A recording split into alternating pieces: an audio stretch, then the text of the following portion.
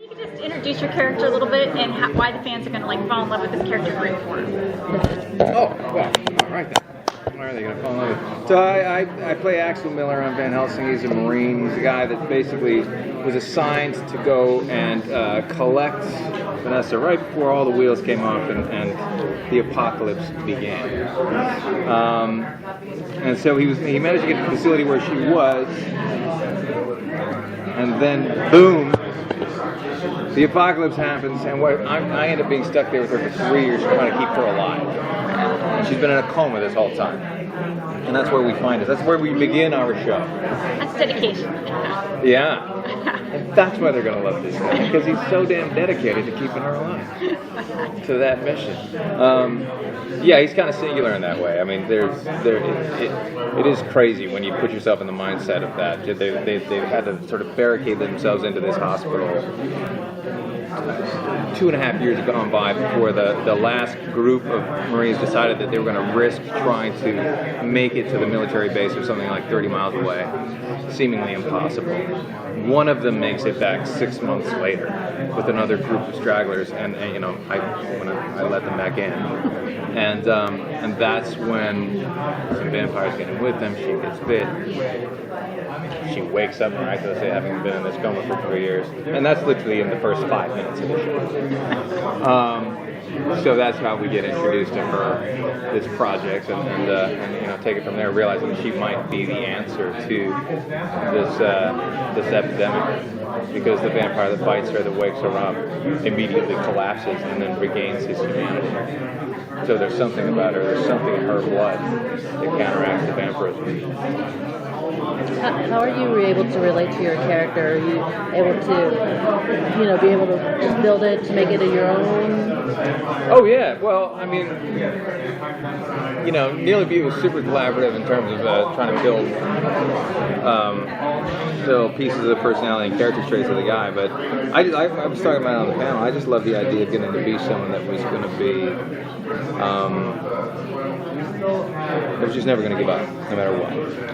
And was very self-reliant and capable, candy in all those kinds of ways. I'd had this adventure with my family where we'd gone off for 2.5 years and lived totally off the grid. We sailed 18,000 miles. We crossed the ocean, the Pacific Ocean twice. And we had all kinds of insane experiences, living 3 months on a totally deserted atoll, and getting blasted by a huge hurricane that came through there, tearing off our bowsprit, trying to figure out a way to repair it with nothing. It's all this kind of Robinson Crusoe existence, finding like an old washed-up derelict outboard on the outskirts of the coral atoll and pulling the drive shaft out of that thing and using it to rebuild, the dolphin striker on the bowsprit and taping it all together. This is like this Mad Max kind of experience. So just having something that you could feel like you brought some of that experience to, having come back to the world, it was. I was just tickled by the idea of being a dude in that circumstance. Simon had mentioned they kind of created the roles for you and Chris after knowing you and kind of what they wanted for the characters based on who you are. So you think they probably drew on your personal experiences to mold that character a little bit better?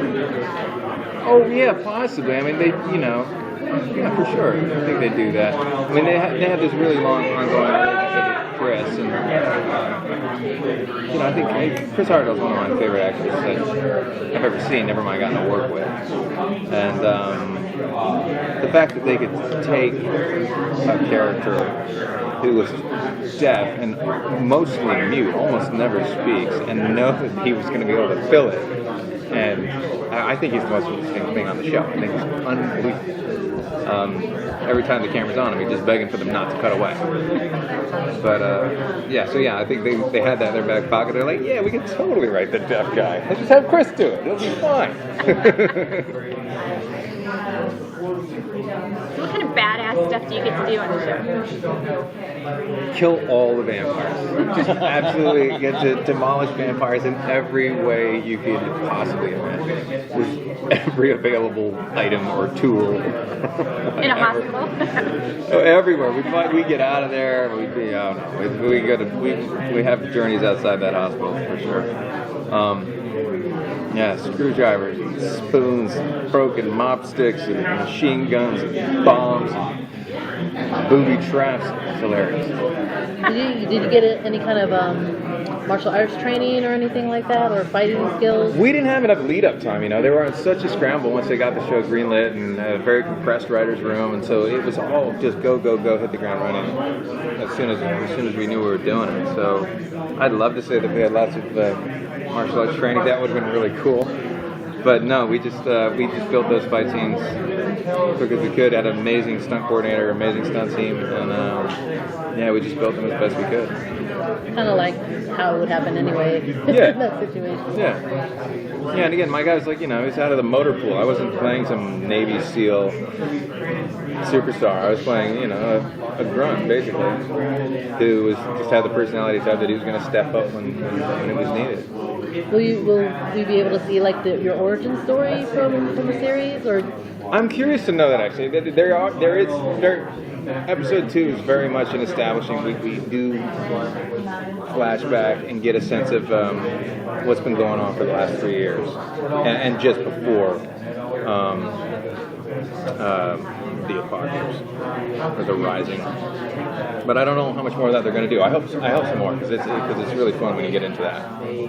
How do you kill a vampire with a spoon? You have to destroy its heart. It's a slow process. It didn't make sense when you said it. I was like, what? Yeah, just determination. So. All right, thank you.